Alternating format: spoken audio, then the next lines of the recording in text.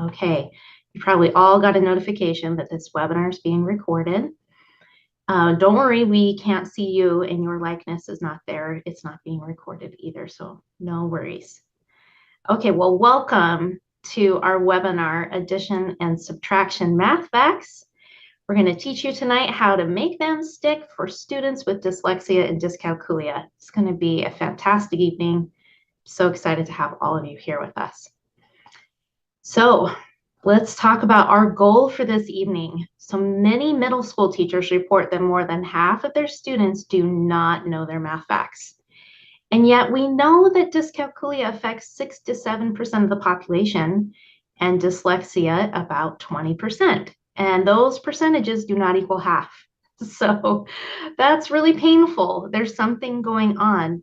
We need to know why so many students are struggling with this, and we're going to shed some light on what you can do. So our goal is by the end of tonight, you're going to understand why students struggle with and without learning disabilities and how to help.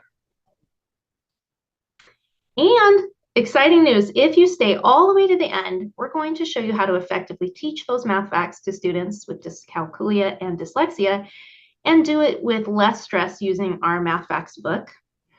And we'll also be giving away some prizes for those of you that stay with us to the very last minute. You're going to flip. That's so much fun. Okay, so, but first, we want to get to know you guys a little bit better. And we're going to pull up our first poll of the evening. And you guys are going to let us know what describes you best tonight. Which label are you showing up with? Let's see. Here we go. Which describes you best? Are you coming tonight with your parent hat on? Are you coming as a teacher, a tutor, a specialist?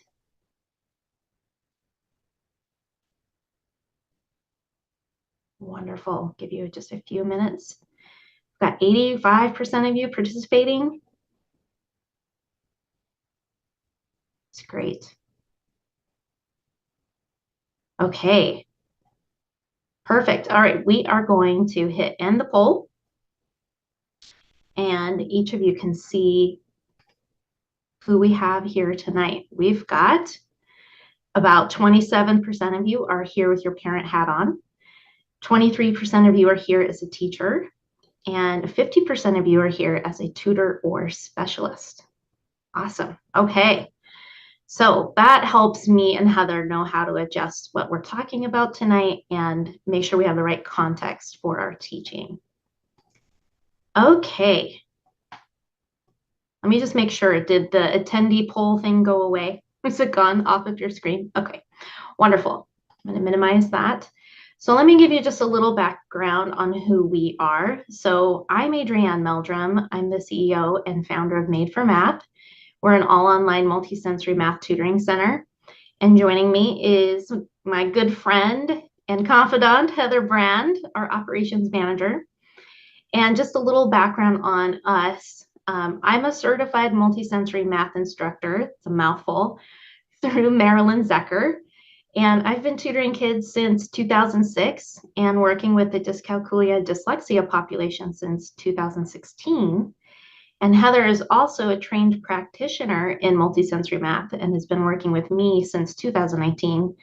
And she has a really fantastic record for helping students learn these math facts. That's why we've got her here with us.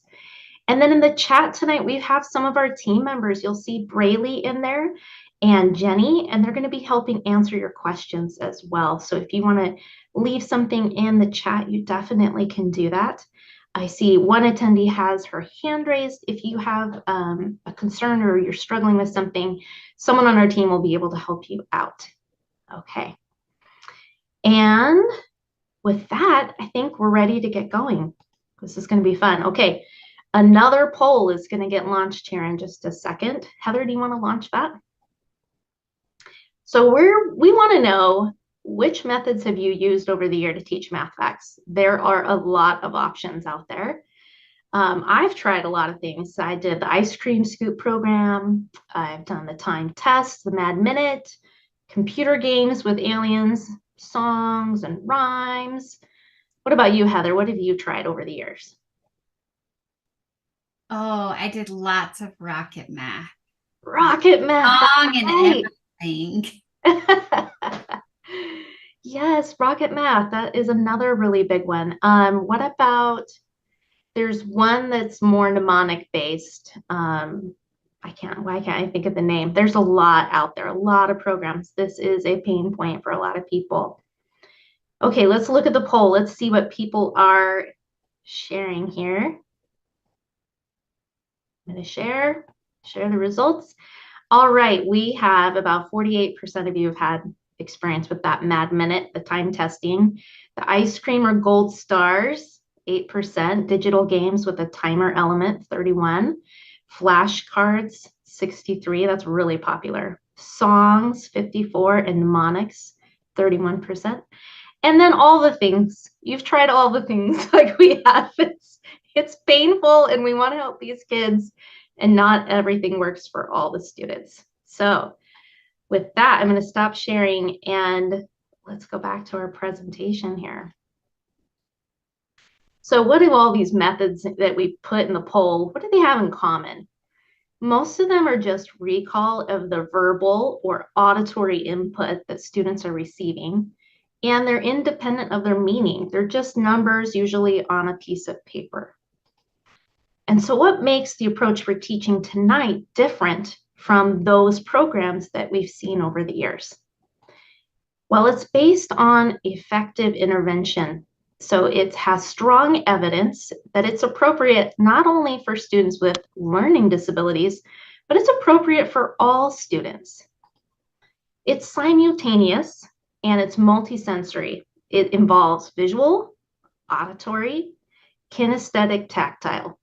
And all of this is done at the same time to help enhance memory and learning. So you'll see tonight some concrete representational abstract in action with the students, and they're working side by side. It's not a sequence, but rather a framework that we use. It's systematic, it's multisensory instruction. It requires that that material follows a logical order. And we start with the most basic, and then we progress to the more advanced.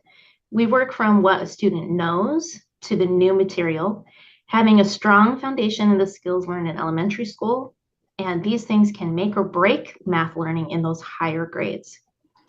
It also involves direct instruction. We don't leave students to infer or arrive at a connection independently.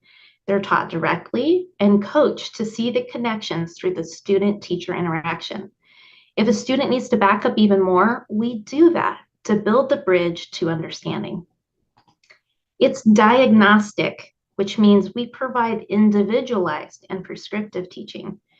We don't have a scripted program that you see in big publishing houses. Rather, what we encourage you to do is gather that data on the student and use this to guide instruction.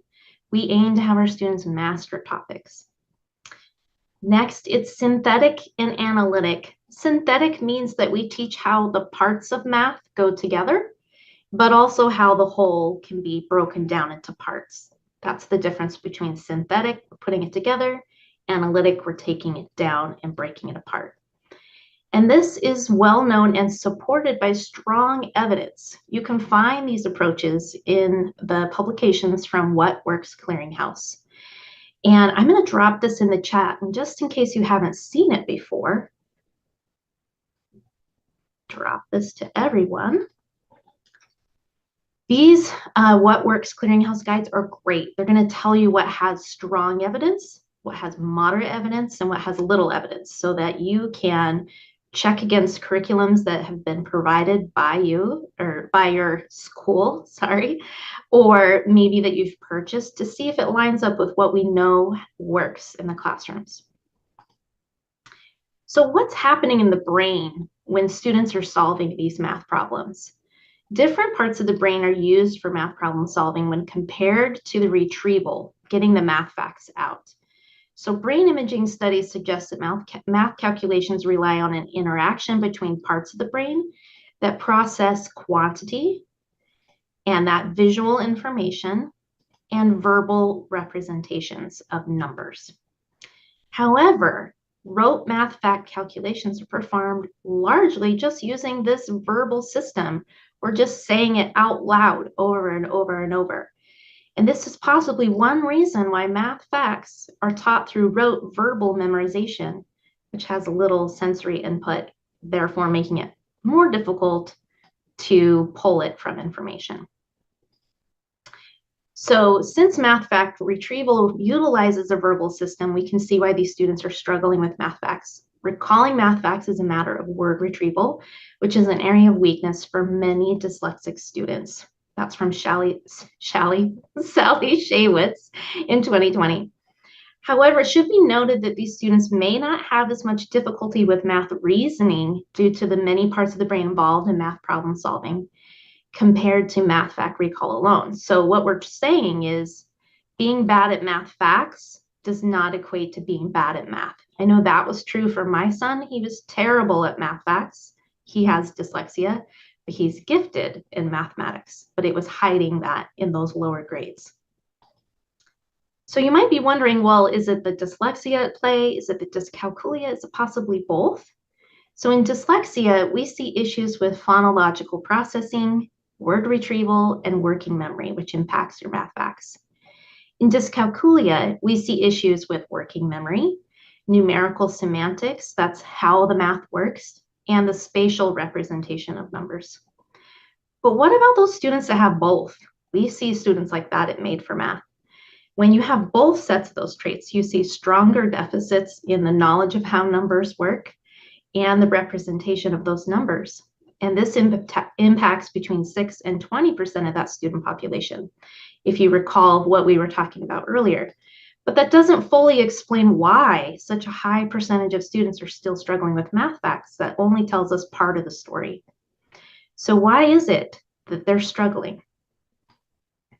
Well, it goes to how the brain is processing and learning information. So first, students have to actively engage their attention. I'm going to annotate this for you guys. Let's see here, get out my little laser. So it starts here with attention. And attention can be highly reliant on the smells the student might be smelling, the things that they're doing with their body, the sounds that are getting put in, and the visual, auditory. We have to grasp their attention, and they have these senses. Then the brain is going to process it to see if it's a threat here in the amygdala. And if you can get past those things, then we're starting to work inside of working memory. And working memory can hold approximately 4 chunks of information before it becomes overloaded. And it only lasts for a few seconds. So if the brain is determined this info is important, it's going to encode it and move it into short-term memory. And the way we commit what's in short-term memory to long-term is through more repetitions and connections, so that the brain deems this as really important, and we're going to move it into long-term storage. But the brain is super efficient. It's going to prune information it determines it's not very useful or interesting. So the more linkages we can provide over here, and the more often we review it, the more likely the brain's going to be able to recall it and not prune it or disconnect it, and the student will be able to pull that information back into their working memory so that they can show us their thinking on paper. Okay, turn that off. So unfortunately, math instruction often fails to take into account the way the brain processes and stores information. So for example, drilling with flashcards or completing that time minute, it just utilizes an insufficient amount of sensory information that's ideal for introducing math facts. These are more for rote learning, and it just has limited linkages. Another issue with these is that the facts are broad. Notice that there's no closeness with these numbers. They're all within 10. Instead, we want to really limit, restrict, or what we call focus facts when we're trying to introduce a student to a math fact family. So in some cases, though, rote drilling or timed tests are appropriate when a student's actively engaged and moving a set of known facts from their short term to their long term. but it's not appropriate for initial first interaction and learning of those facts. So I just want to be really clear on this. I'm going to beat this home because there's a lot of debate about this.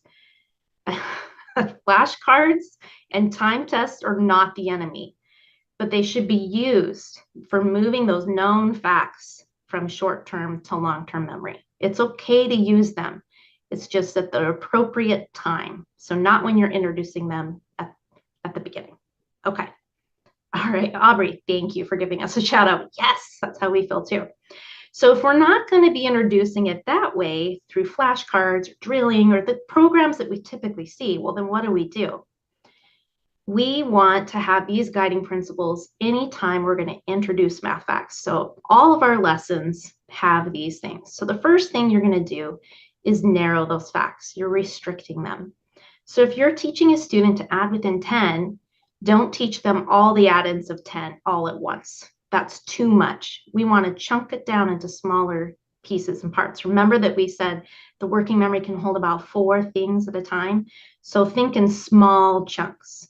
And the same goes for multiplication. If you're teaching multiplication facts, you're going to chunk it down really small. Then we want to apply subitizing. And subitizing is the ability to see quantities suddenly. So we actually teach our students to actively subitize, which means we're building the quantities and putting them in dot patterns. It's not just practicing looking at dot patterns, it's actually building the quantities and putting them in a pattern that helps them identify it very quickly. The other thing that you want to include is hands-on instruction. So our initial instruction needs to include that hands-on piece where the student is touching and saying the facts out loud. This helps them tie that verbal input to what they're touching and feeling and seeing with their eyes. And then we have the near point reference. As students are working on math facts, we can provide them with that. And it could be a math fact sheet like we've seen before, but it also could be other manipulatives like unifix cubes. That helps us with the restricted math facts. So those are our guiding principles when we're planning for students and doing math facts. Okay, so I don't know why my animations are a little off here. Let me fix that. Okay, so when we tap into more senses, we can strengthen all of those connections in the brain. So now, instead of just seeing a fact written in numbers, instead of just seeing it written like this with your eyes and maybe saying it, you are including all of these things, which helps strengthen those neural pathways and help them relate that the quantity has 2 and 1 more, which makes 3. They're touching those things. They're getting a better sense about the numbers. All right. Any questions about that? Oh, I added a fun little twist at the end. Okay, so our lessons feature the work of Dr. Joyce Steeves. The format's similar to what you see during an Orton Gillingham reading lesson. So we begin with a warm-up and counting, and these are known things. This isn't new information. This is something the student has done before. Then we play a practice game, and we practice a skill in a fun way. And then we introduce new vocabulary using etymology and word study. We, let's see, Braylee has a message to us. Hold on one second. Closed captioning, I did not see it. I'm not sure how to turn that on in here. I'm gonna have to let that go. I'm not sure how to turn that on, Braylee. I'm sorry. Okay, so finally we introduced a new concept. We're gonna be using, I don't think I mentioned vocab. We have vocabulary, we're using etymology, word study. Then we do the new concept using the CRA framework. And during CRA, we're simultaneously coding the concrete to the visual and the numerals. And then finally, we practice this new concept. So let's see it in action. I asked Heather to share with us a sample lesson. And so we're going to do doubles plus 1 from our book. And Heather, I was going to have you share your screen. So I'll stop sharing mine.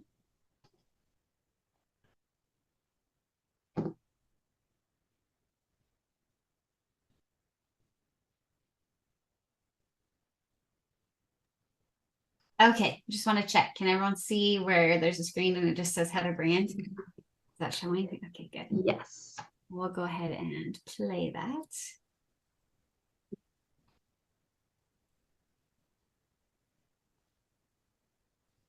Hi, I'm here to show you a lesson from Math Facts to Memory.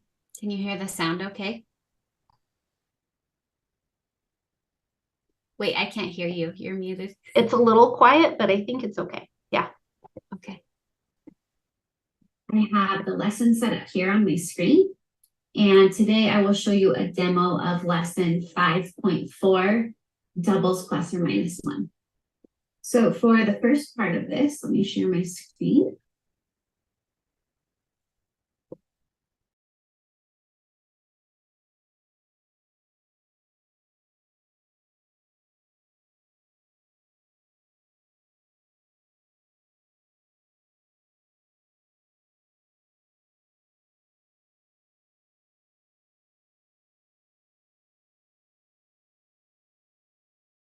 The sound went off, Heather.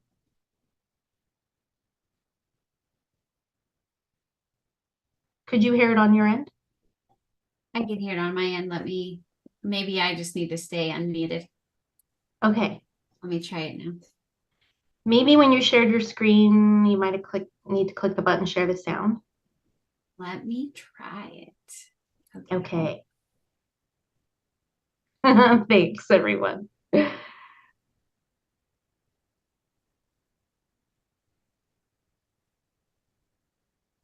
Okay, let's try it again. They have already turned the first two sets backwards. So today students would try to remember these first two groups that were backwards: 4, 8, 12, 16, 20. If they are successful with that, they would turn the next group back. If they are not successful, they have a chance to use this as a near point reference, turn the previous blocks back, take a look, and then try again, turn it back. So then they would come back to this: 4, 8, 12, 16, 20. They're counting with rhythm. If that's successful, they have a chance to turn one more set: 4, 8, 12, 16, 20. If they got to 12, they would also have a chance, if they forgot 16, to count up to 16.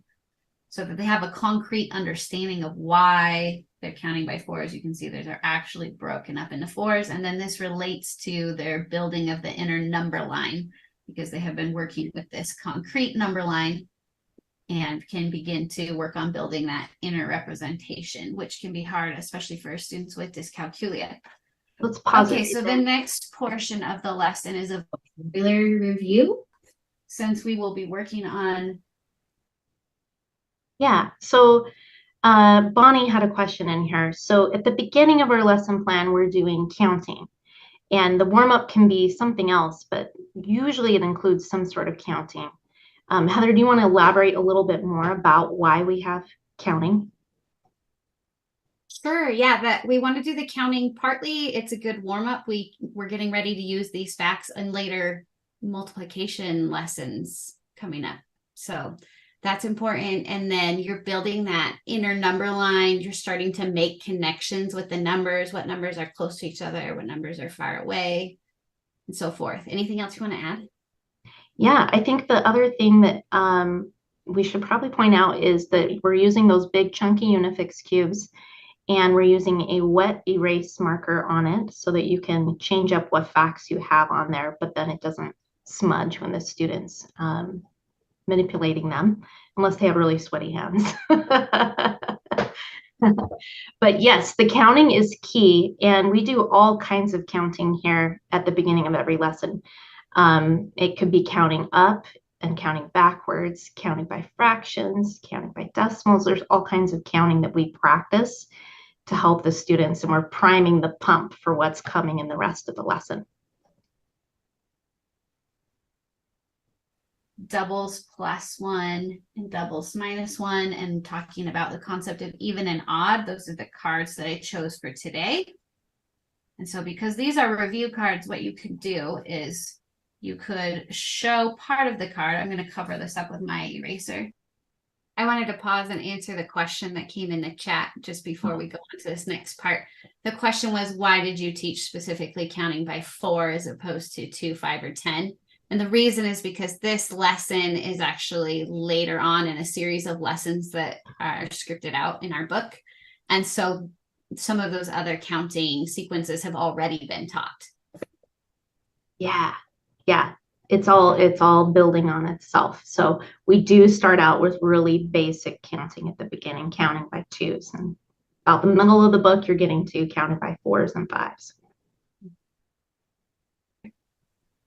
You could show part of the card and have students see, can they figure out what the word is by looking at the other clues, by doing the movement, remembering the definition is multiples of 2, and thinking of counting 0, 2, 4, 6, 8. And seeing if they can say even. Or you could play a game if you have multiple students or you're taking turns with one student that you're working with. And the students could sometimes take the card and cover up a piece and then see if the other person or the rest of the group can remember the piece that is missing. So you would review this word, review this word. We have odd here. So we could have shown it with the definition covered up and had students say, what is the meaning of odd, or something like that.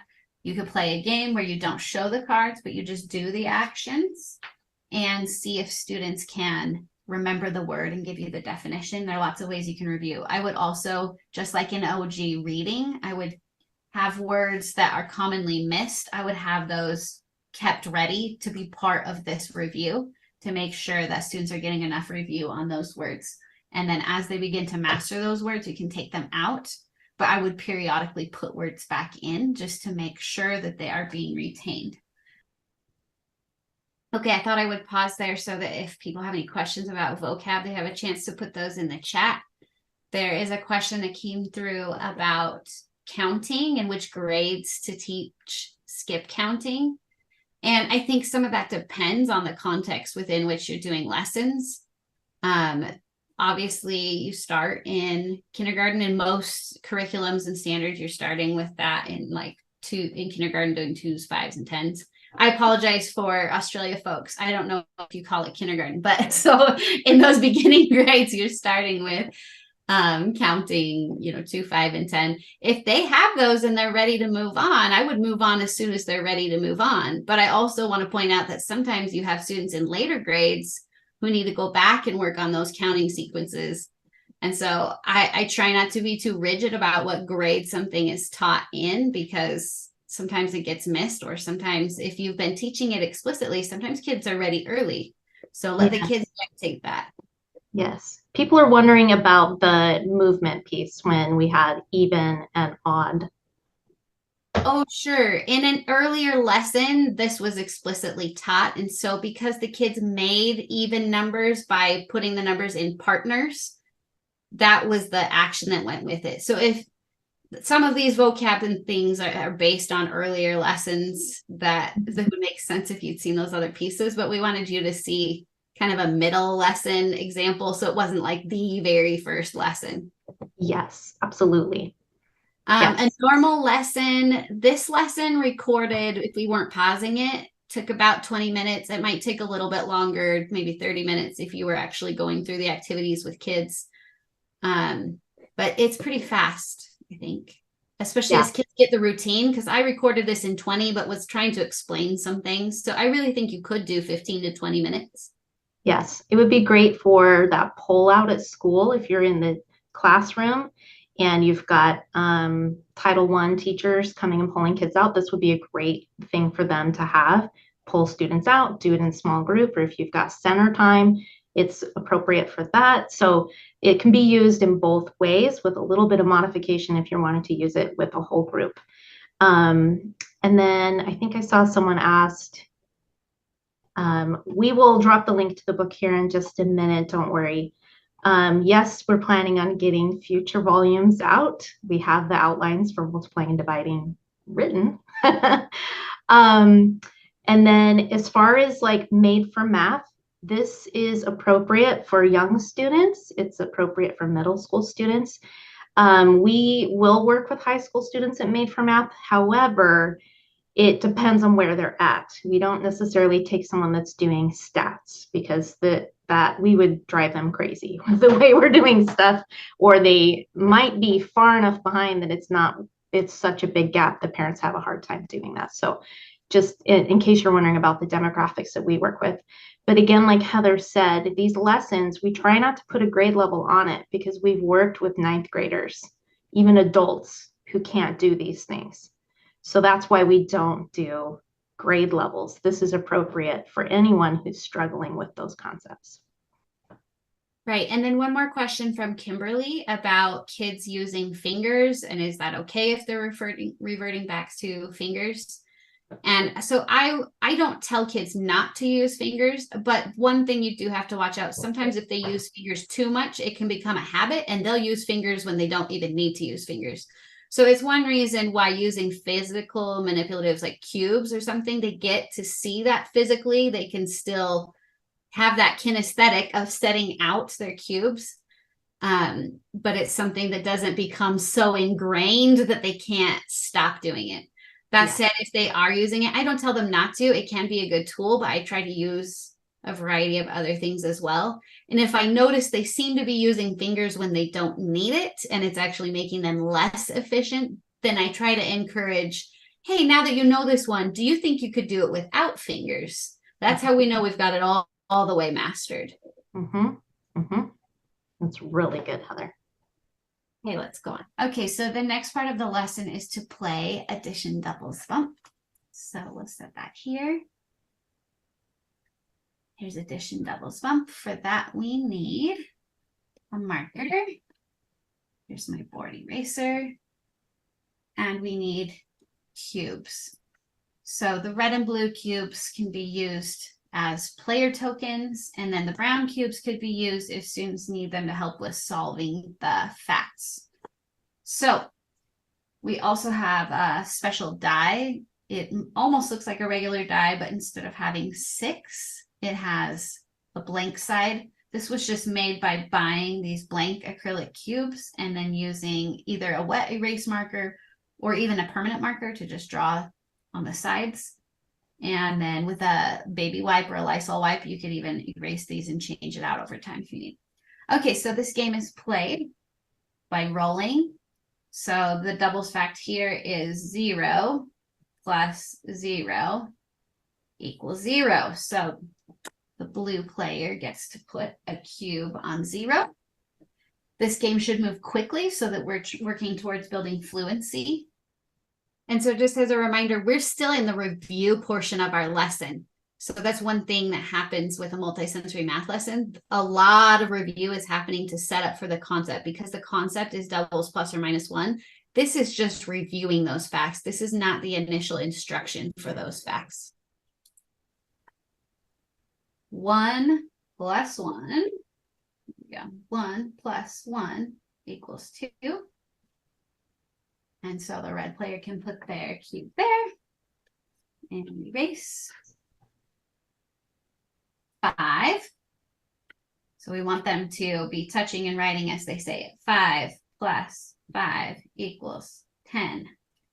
This was back to the blue player. Oh, 0 again. Okay, so now you can see what happens. 0 plus 0 equals 0. So this was the red player. The red player gets to bump the blue player off and put that back.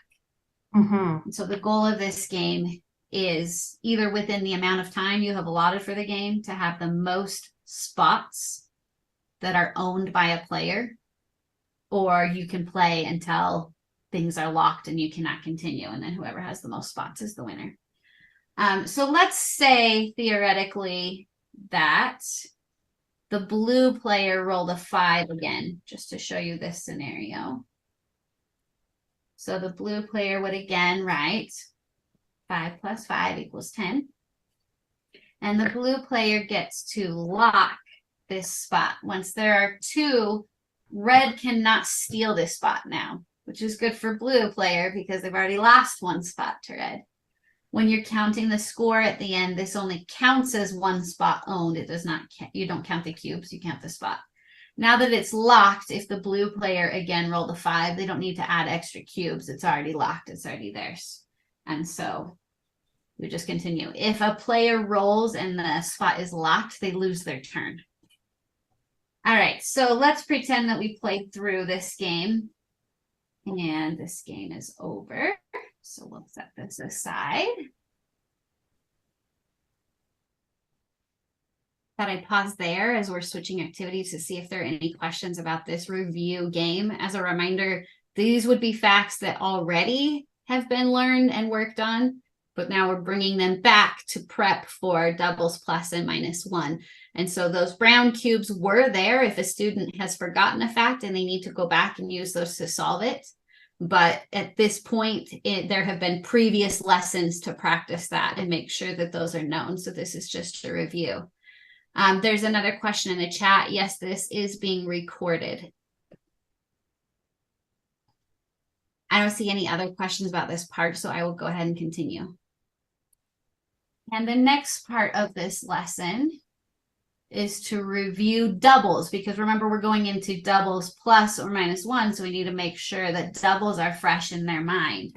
So for this, we again need to have cubes passed out, dry erase marker, and we need one of these equation boards. All right, so for this part, we ask students starting out, is the number 1 even or odd? And in a previous lesson, they have talked about even and odd and learned that even numbers can always be put in partners. They have done that physically with their cubes. And so if they start with 1, they know, okay, this has no partner, so this is odd. So right here we have 1 plus 1. So an odd number plus an odd number, right? We ask students what this equals. So students are realizing, okay, 1 plus 1, when we put those together, that equals 2. So you can see we've taught in an earlier lesson the concept of what equals means. It means that we have the same amount. So we can write over here 2. Well, let's ask students, is 2 even or odd? Well, we can see it's partnered. So students know it's even. Okay, so then continuing on. This time students are going to start with the number 2. Is 2 even or odd? Well, we just barely said it was even, right? So let's double it. This time we're doing 2 plus 2. And I'm keeping the previous equation there for reference. So we ask students, what is 2 plus 2? And students can figure out, well, let's see, that is 4, which if we put it down, we can see that the number 4 is also even, because again, we can arrange the numbers in partners. And so then we can go on with the pattern and try the number 3. Ladies, is the number 3 even or odd? Oh, this is odd. So we want to double it. 3 plus 3.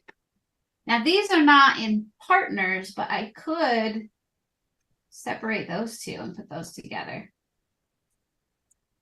So now I can see, okay, if I double 3 and I arrange it in partners, it equals 6. And we know it's an even number. I'm noticing a pattern here. Every time we double a number, double 1, double 2, double 3, the sum is always even. So students can use this. Let's predict. What if we double 4? What do you think? Do you think it will be even or odd?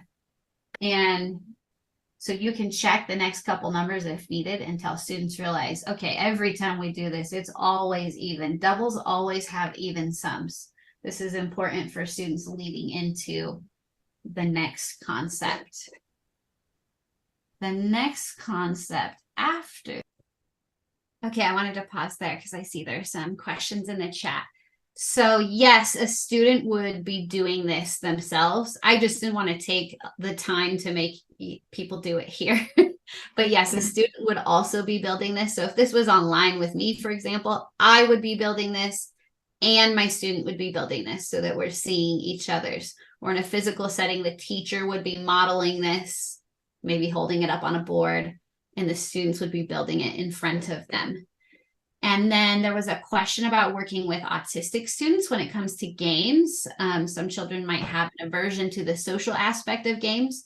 When I practice this in intervention, I'm only ever working with one student at a time. And so especially this makes it easy for me to modify. If that student is just really averse to doing the game in that way, we could always change it. We could modify it and let the student challenge themselves to see how quickly they can lock all of the spots, or if how many they can lock in 2 minutes or something like that. You can modify that. And then another element that I notice when working with autistic students is that sometimes they can have trouble making connections from one place to another. So it's one of the reasons why in these lessons you're building it in the lessons, but then you're also playing it in the games. Sometimes I've seen these students, if they've only practiced with games, they don't generalize it.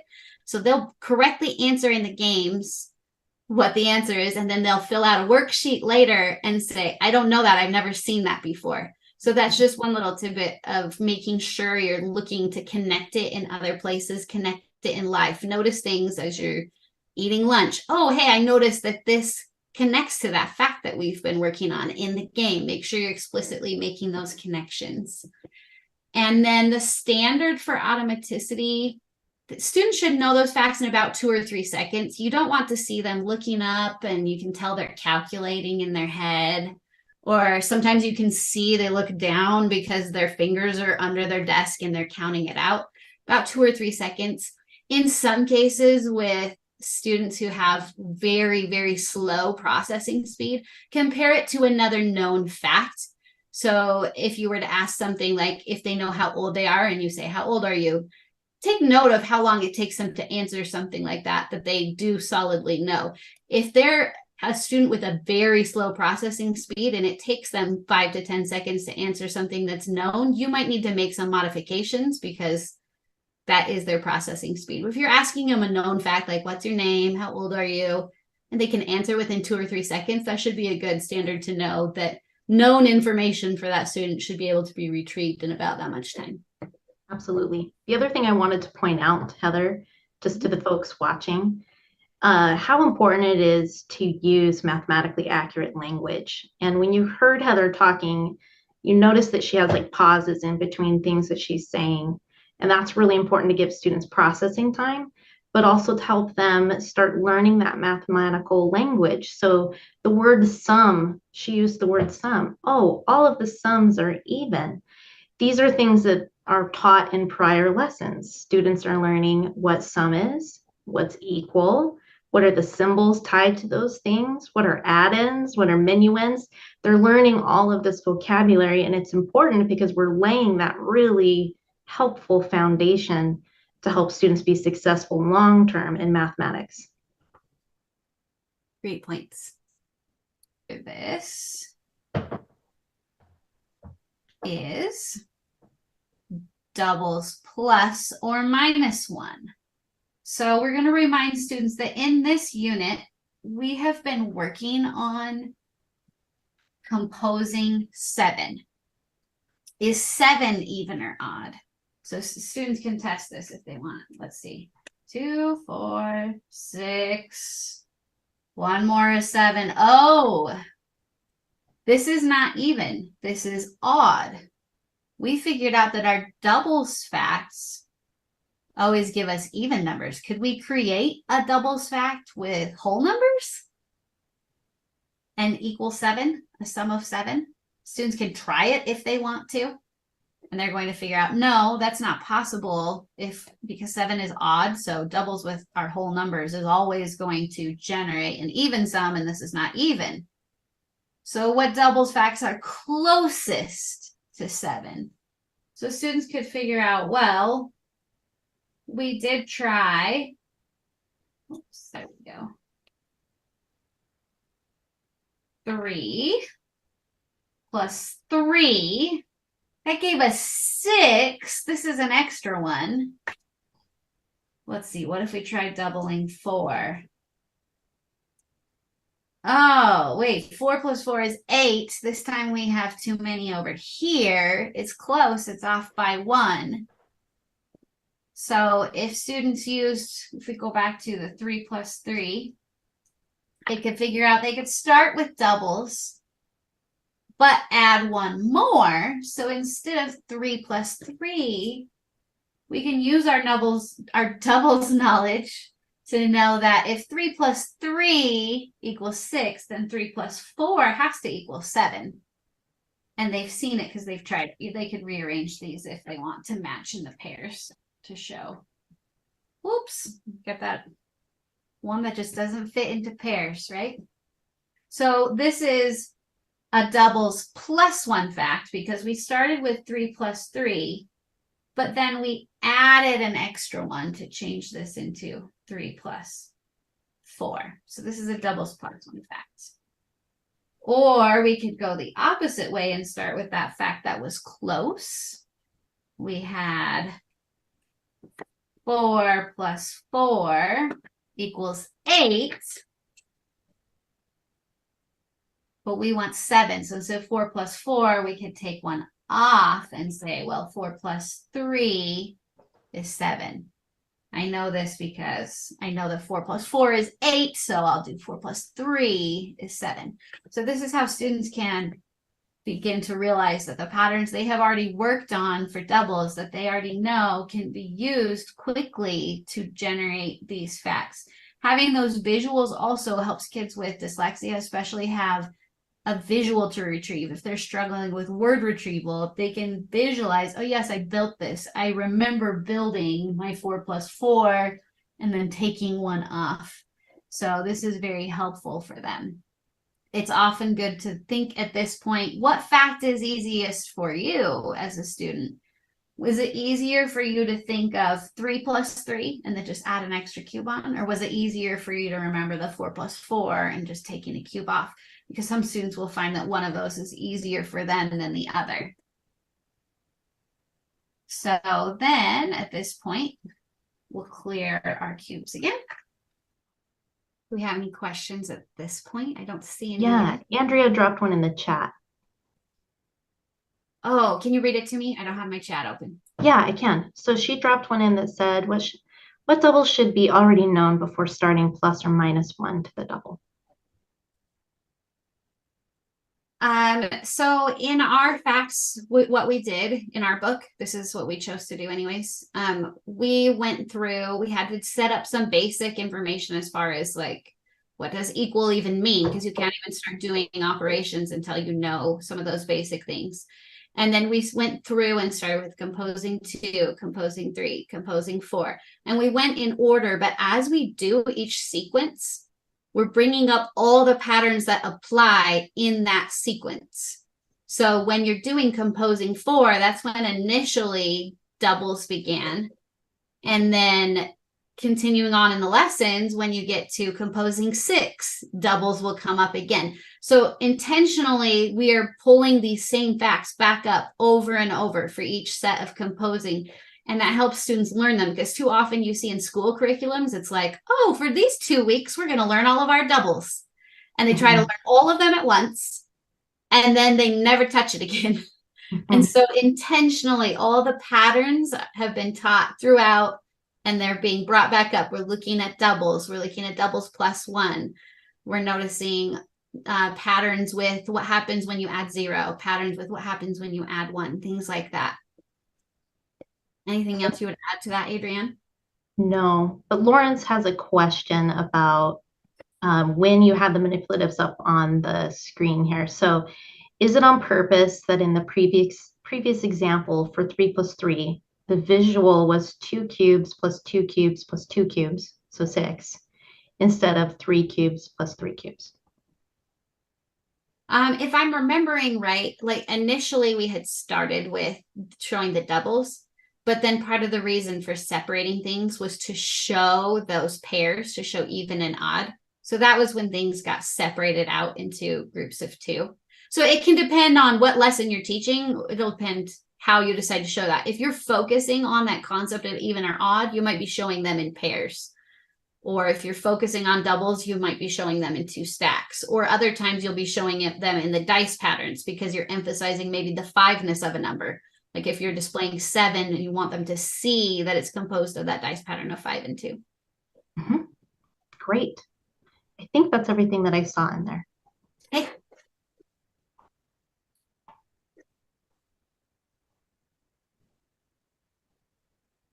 Oh, let me get started. Try again. Oh no. It died. Of course, because we're in a webinar. What else? Of course. It's always our luck. Maybe refresh it? Let's try that.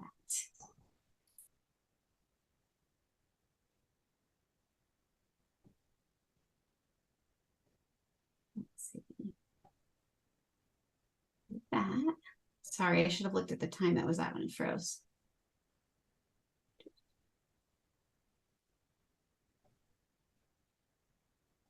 It was right. Ah, yes. Just a touch. Okay, this should be close enough. So this is moving on and taking those facts and making sure that we're working on the related facts, because students need to be able to use doubles plus 1, doubles minus 1, and also say, hey, if I know those, I could relate that to subtraction.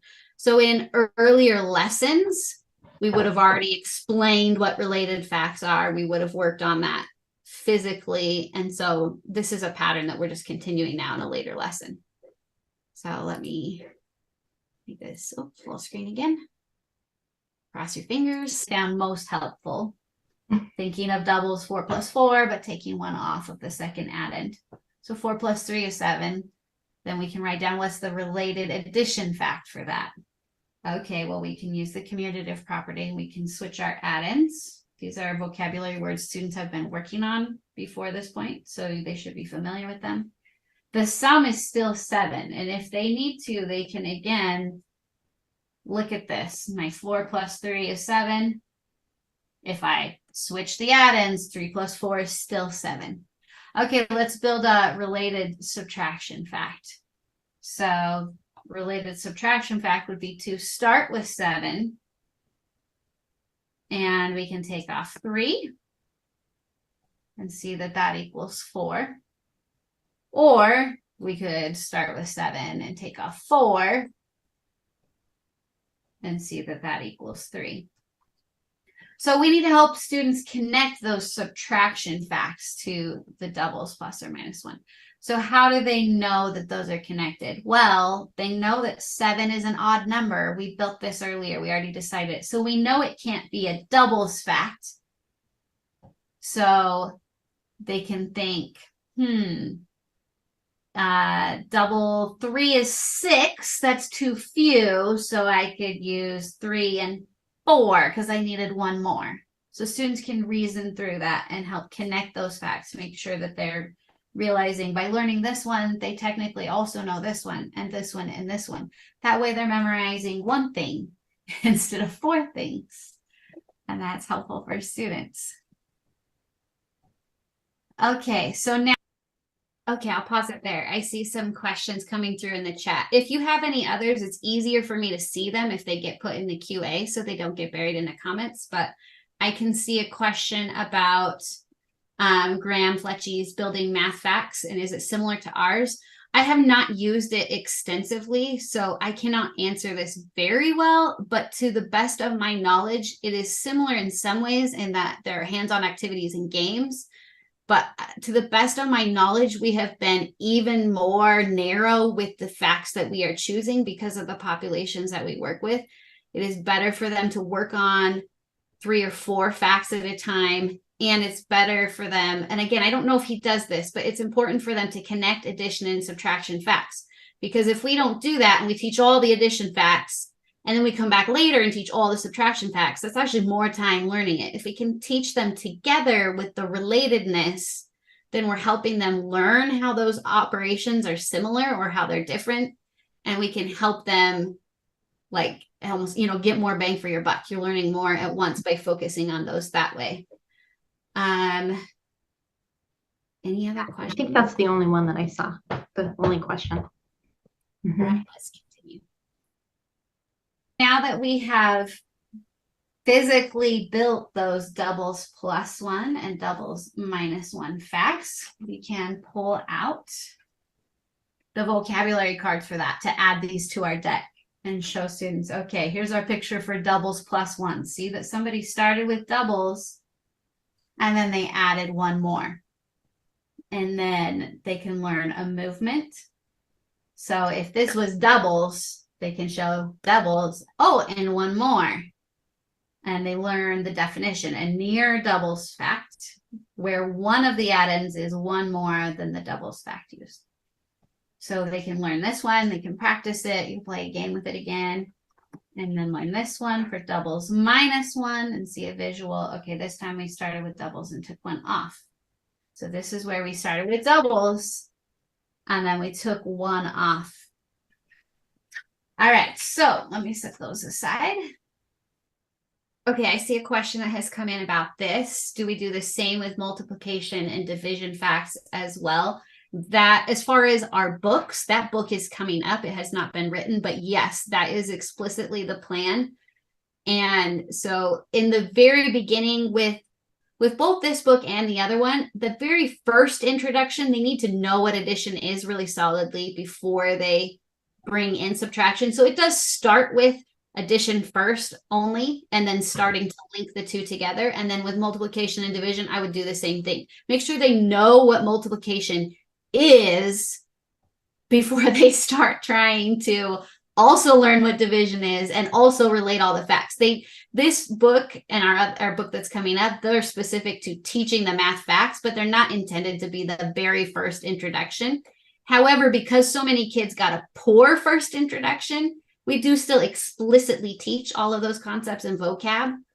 But I just want to be clear on that. You don't want to introduce multiplication as a concept and division as a concept together at the same time. That would be confusing. Another question is, how many weeks are recommended for completion of book one? It entirely depends on the student. That's the most important part, is that you're not just moving on when they haven't mastered the parts. And so if you're doing this as intervention, even with an older kid, they maybe know some of those facts. So some of those facts, you may be looking at a unit and sort of just testing and saying, okay, they've got these. I'll make sure I teach the vocab from this unit, but we don't need to dwell on like drilling out all of these facts. But you've got to make sure whatever facts you are teaching that you take time.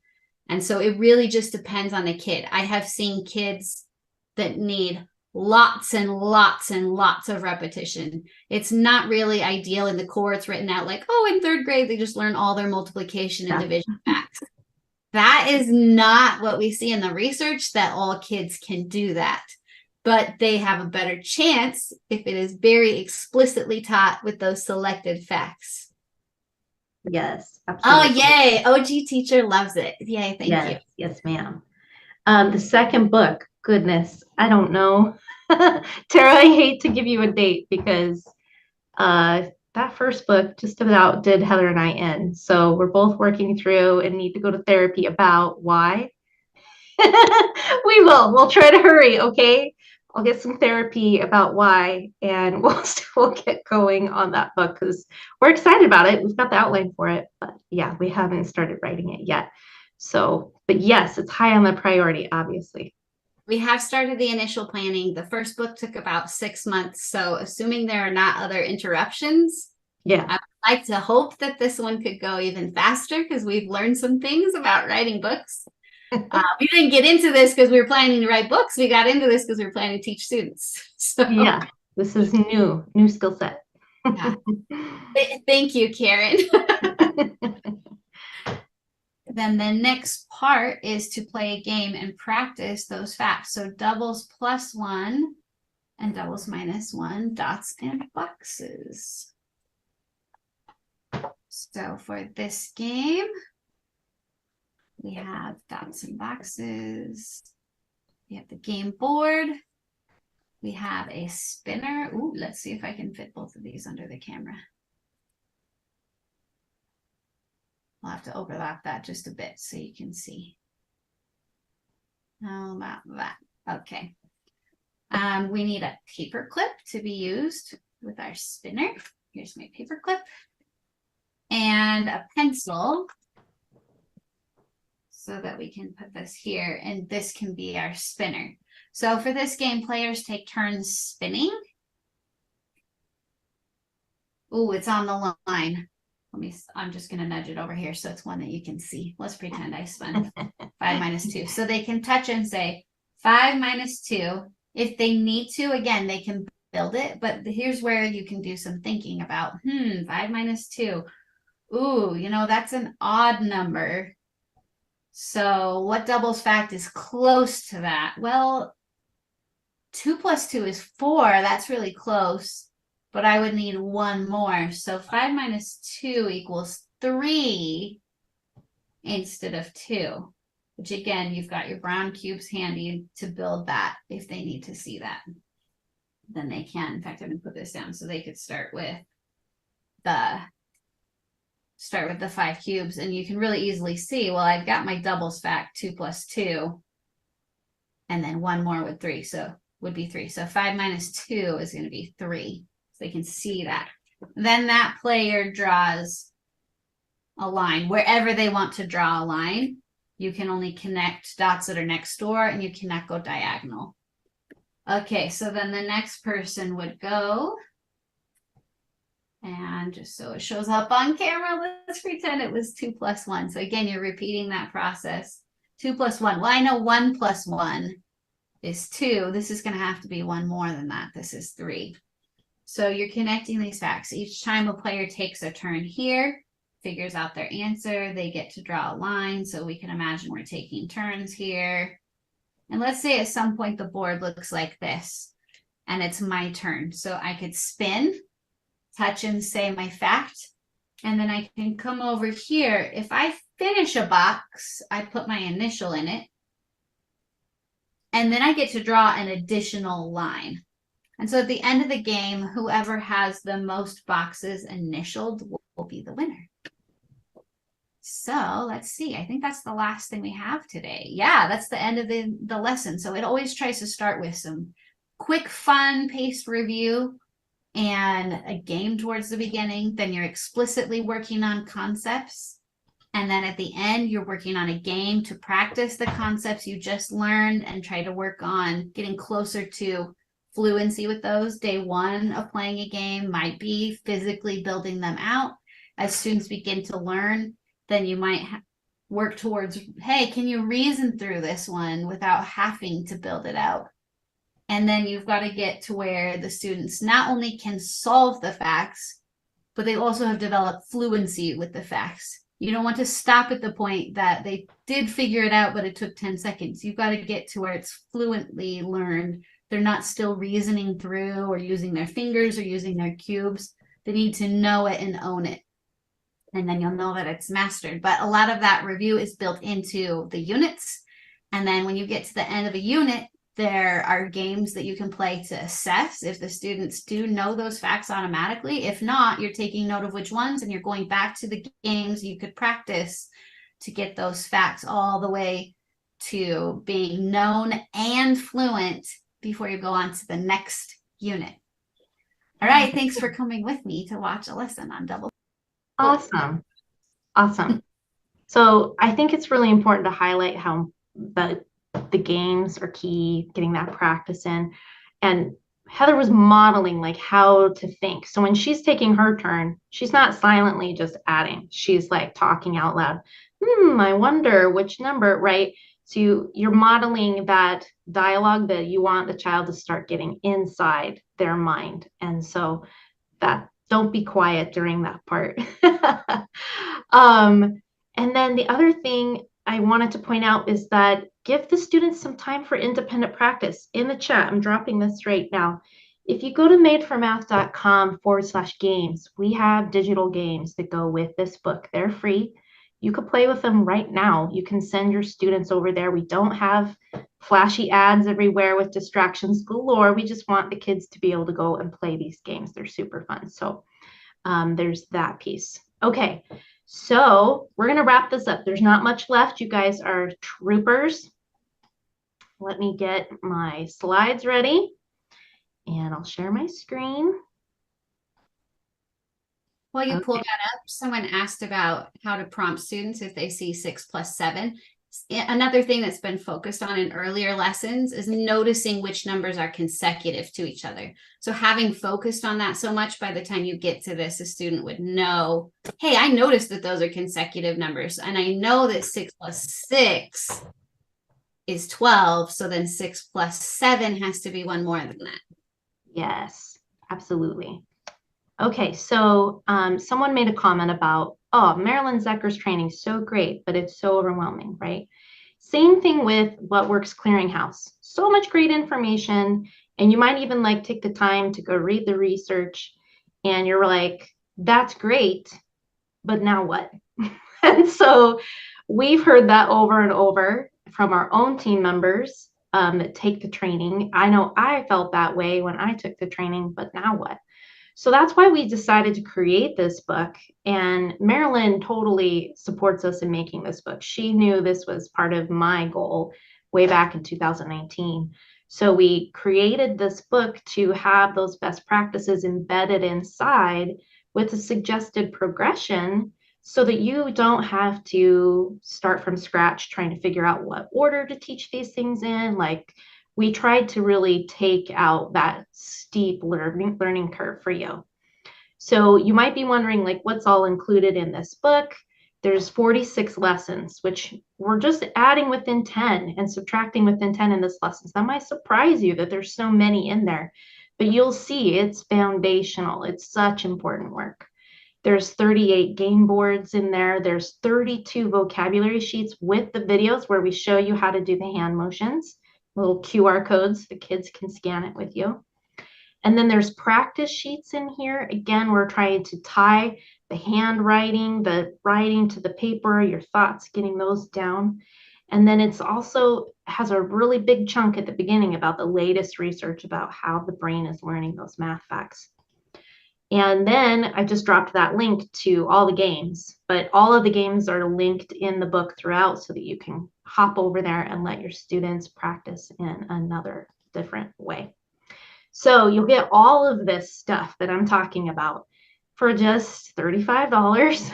And honestly, our goal was, let's make it affordable. We just want people to do multisensory math. We want as many people to do this.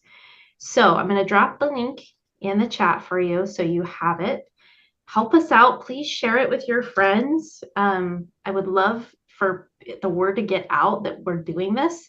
My sister's a principal, and when she looked at the book, she was so excited and called me and said, nobody's doing this. This is gold. I'm so glad you're doing this. So that's our goal. We're going to get this into your hands and make it easy for you to go and take this approach to the students. And so when you purchase this book, you have the rights to use it with your own child. Those of you that are in the classroom, you can use it with your classroom. If you're teaching in a Title I pull-out program, you can use it with those kids. We even have the ability to do school licenses if the whole school wants it. All of those things are available. But here's the best news. You don't have to go through mountains and mountains of training to understand this book. So this is some of the initial feedback we've been getting. So that first message, I love this. I got this shortly after it had been released. She told us, I'm not a trained math teacher. She's got, some background with the SLP, but she was able to implement it with her boys and they're getting it, which is so exciting, right?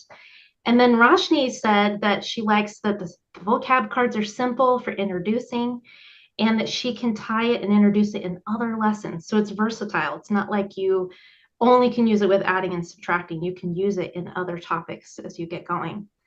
And then we love hearing that people are devouring this book and they're so excited about what we're putting out there.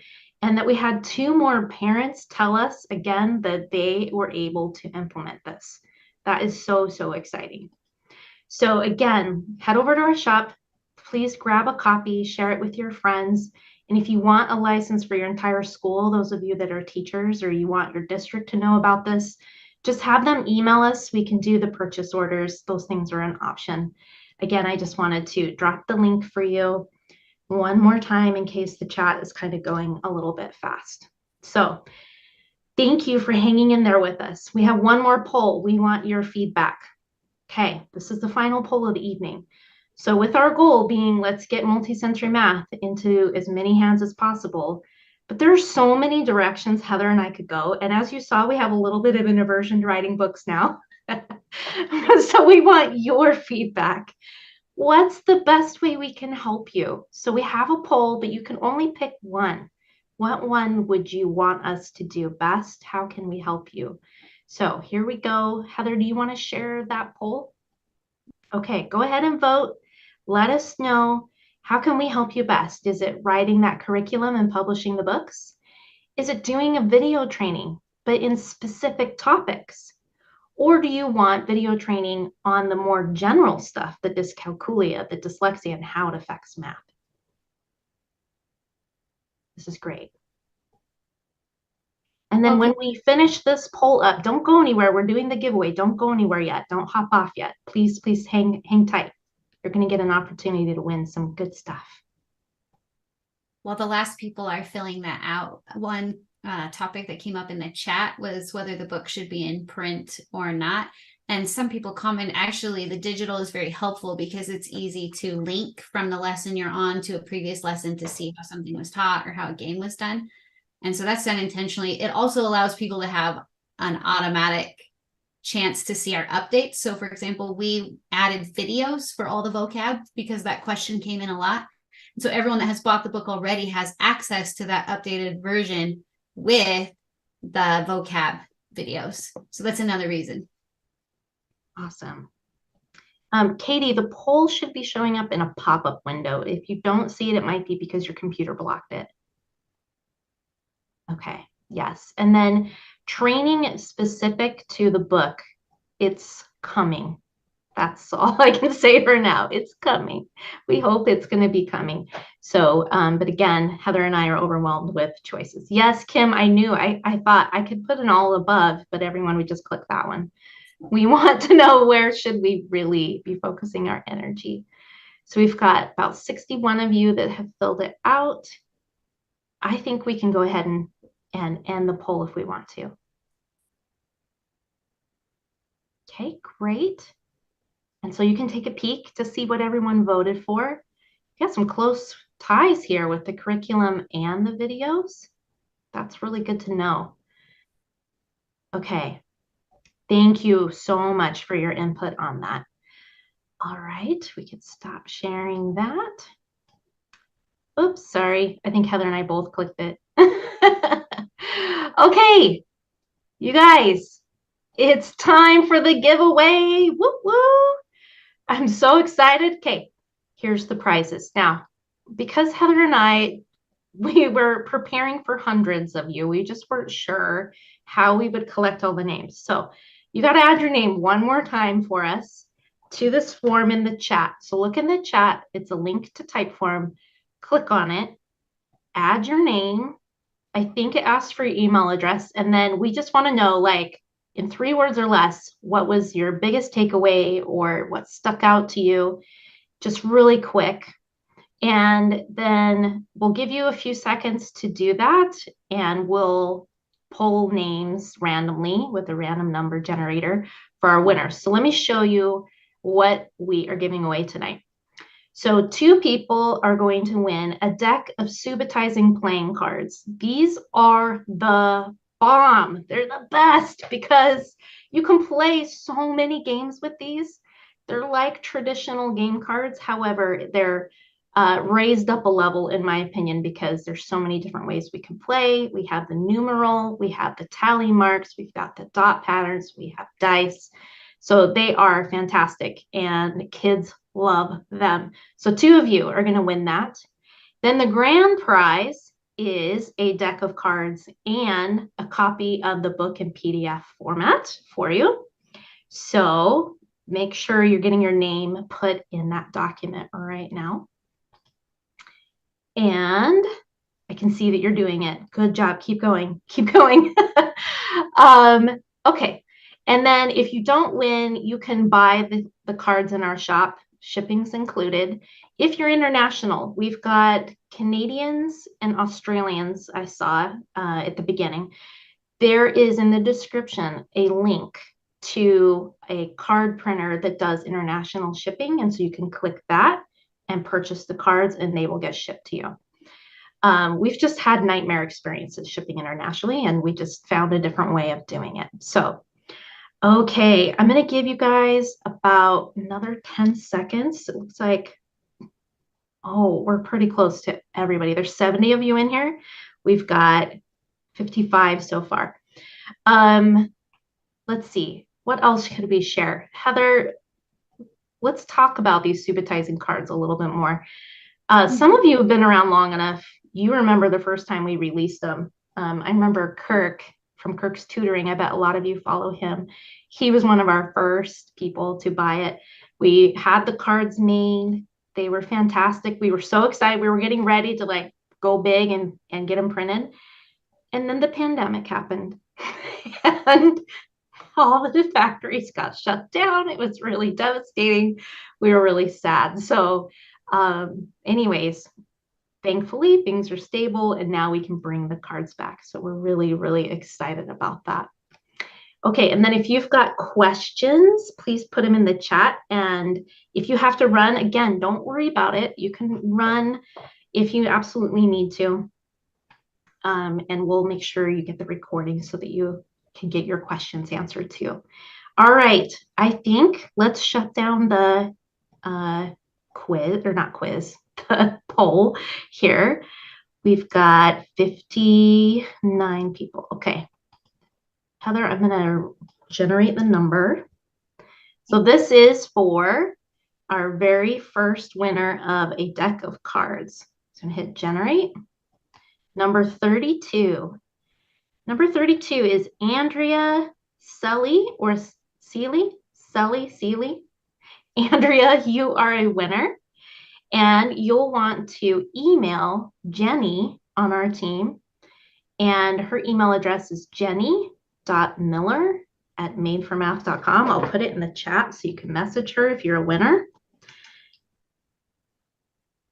And Jenny will make sure you get what you need. So Andrea, congrats on the deck of cards. Okay, let's do the second deck of cards. All right, number 2. Let's go all the way up. Number 2 is Alexandria Skaggan. You are a winner of a deck of playing cards. So make sure to email Jenny Miller@madeformath.com. Yay! All right, ready? Drum roll. I'm so excited. Grand prize. All right, here we go. Number 27. 27 is Amy Smith. You won the grand prize. You get a deck of cards and a book from us, and Jenny will make sure that you get both of those things. Okay, awesome. Thank you for hanging around with us.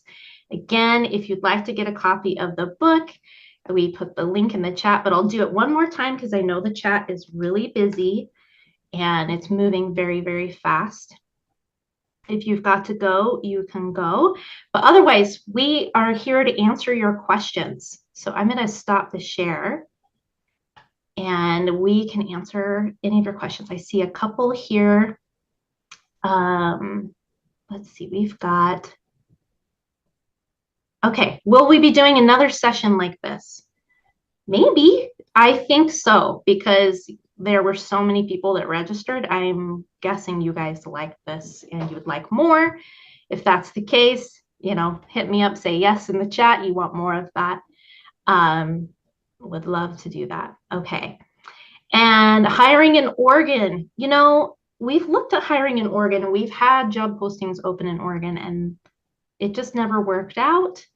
You can email hr@madeformath.com.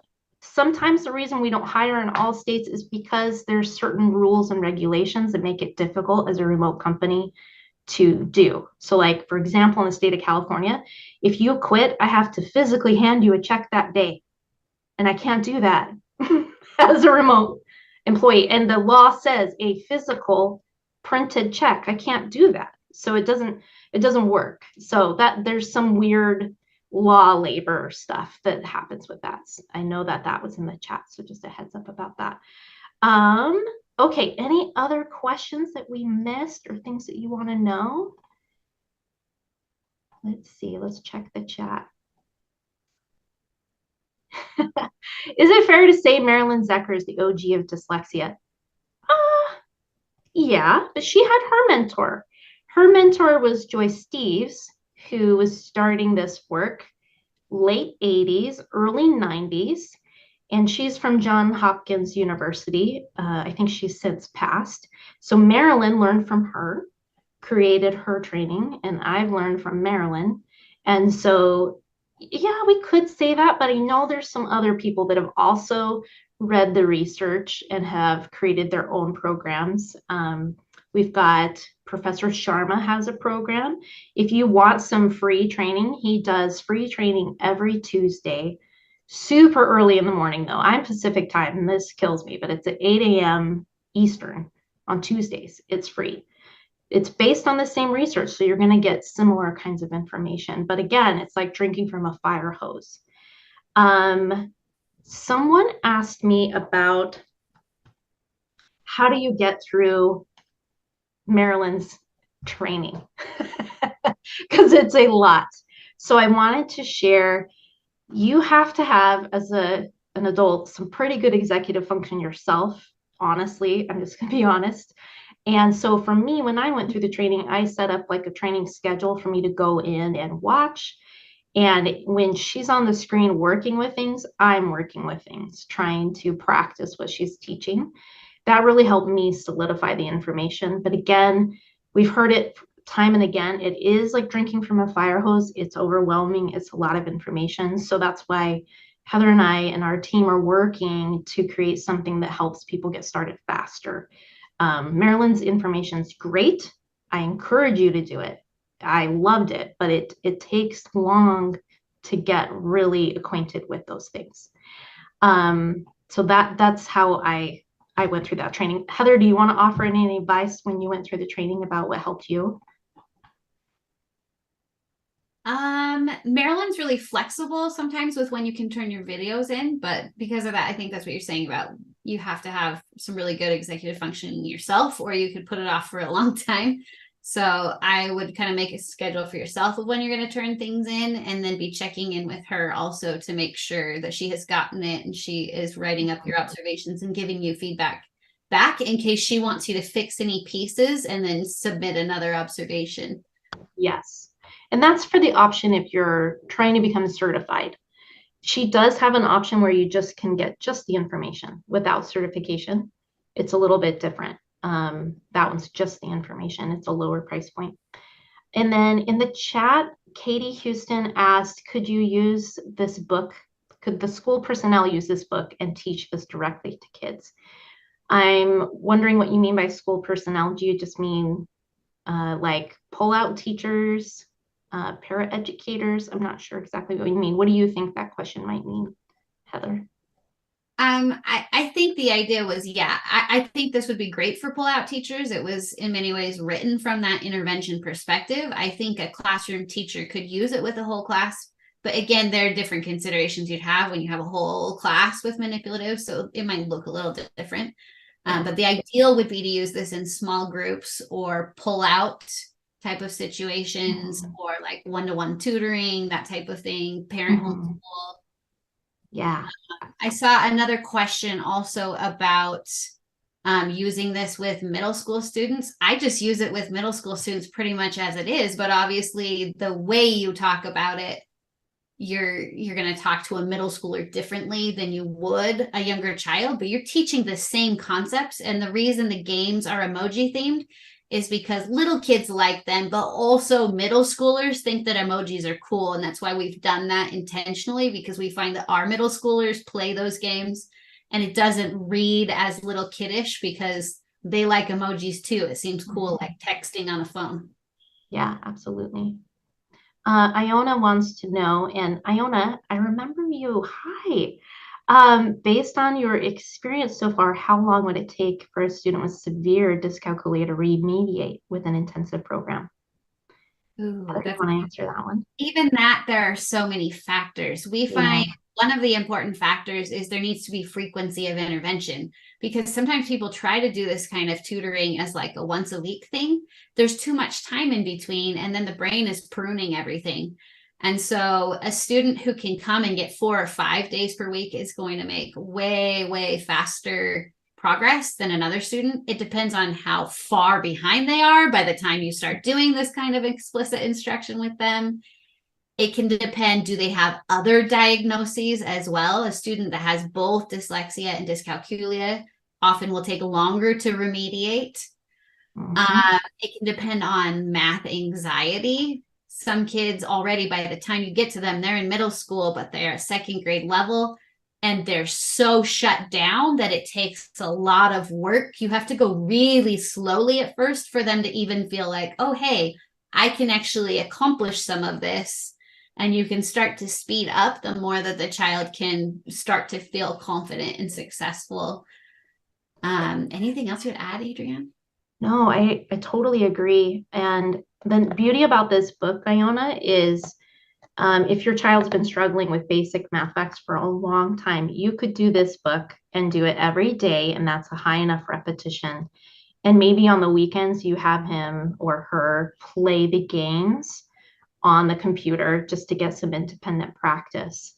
That would lead to some good progression to get it in every day. But in a school setting, that might be a little more difficult with the scheduling. Or in tutoring, parents often can't afford to do really high frequency like that. But the higher the frequency, yes, it's better. The rule, hard and fast rule made for math for students is younger students need a minimum of 3 times a week at 25 minutes.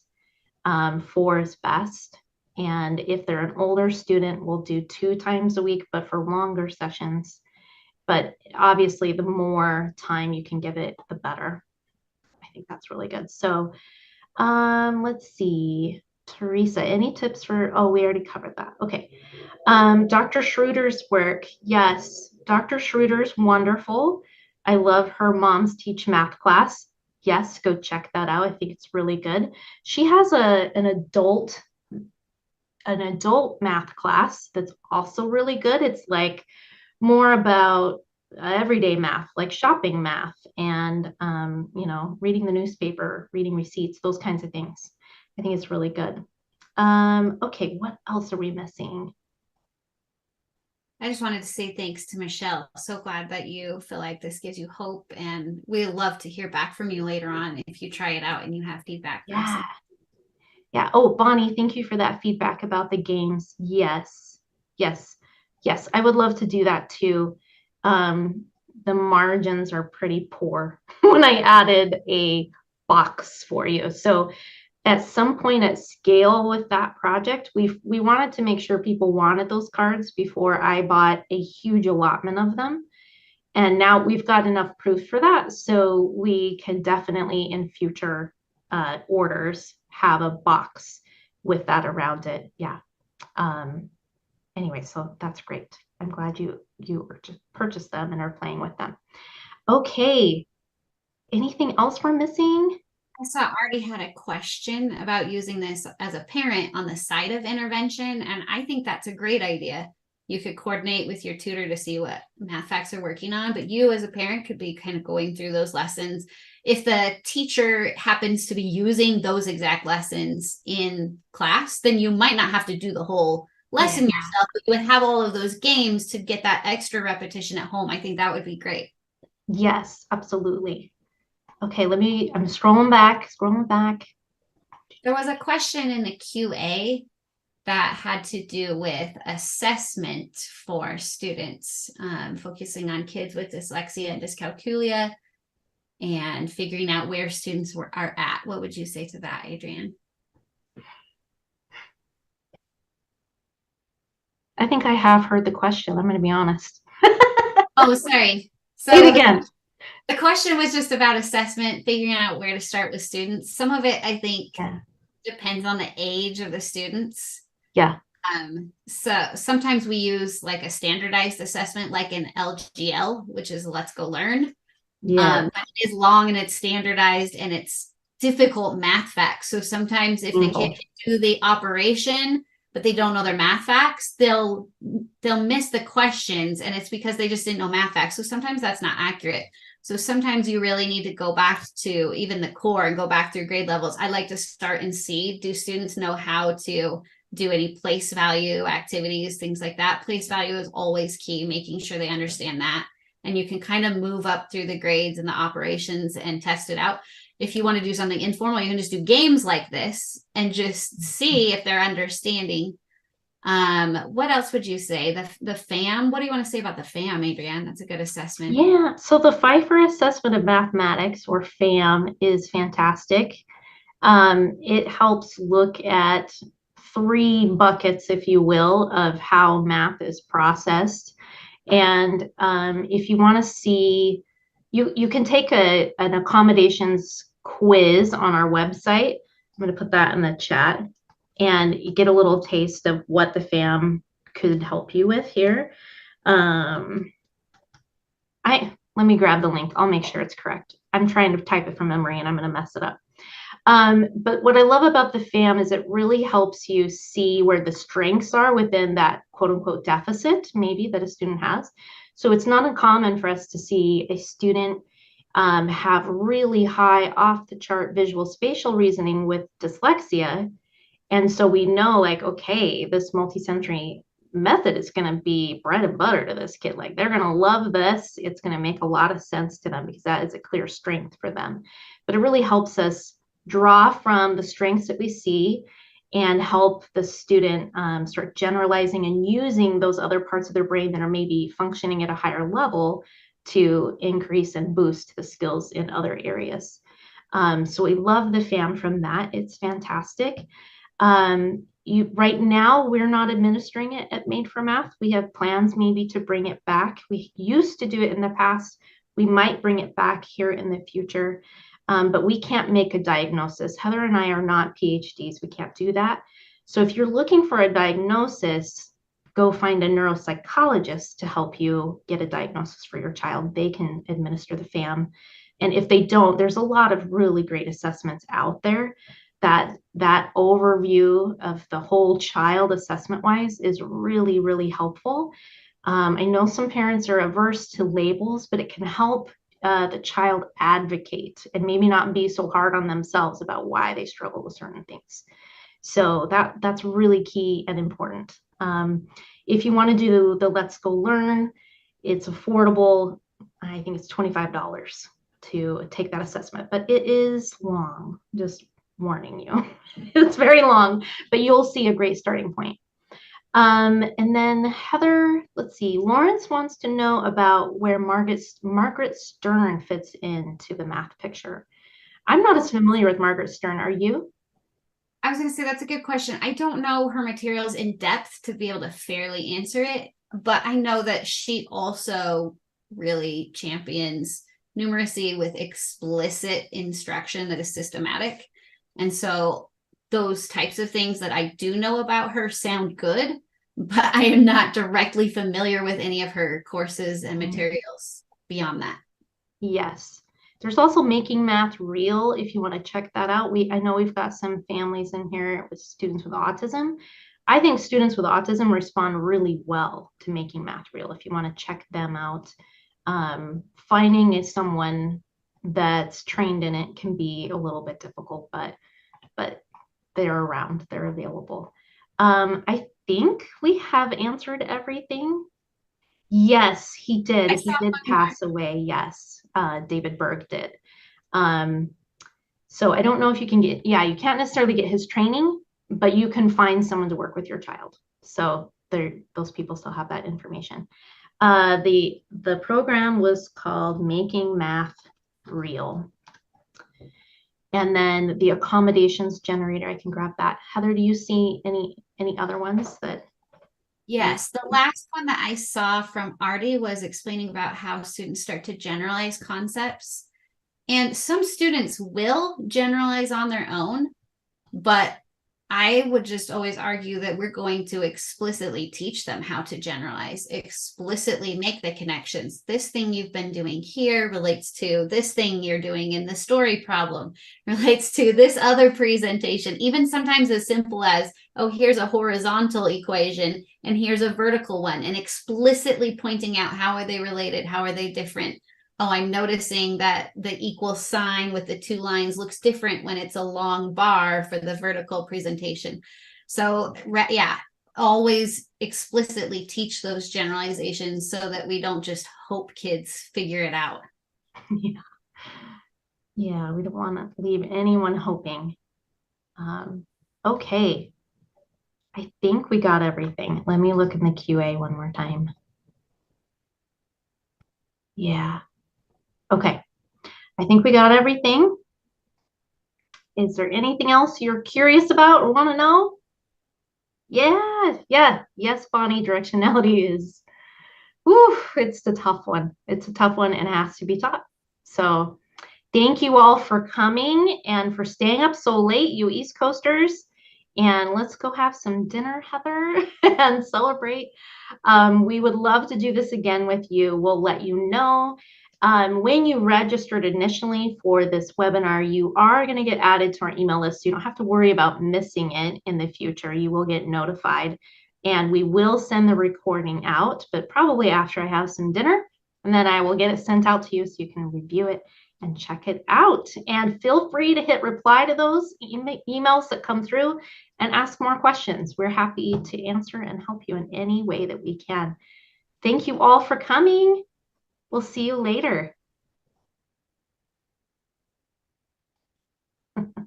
Thank you, Bonnie. Mwah.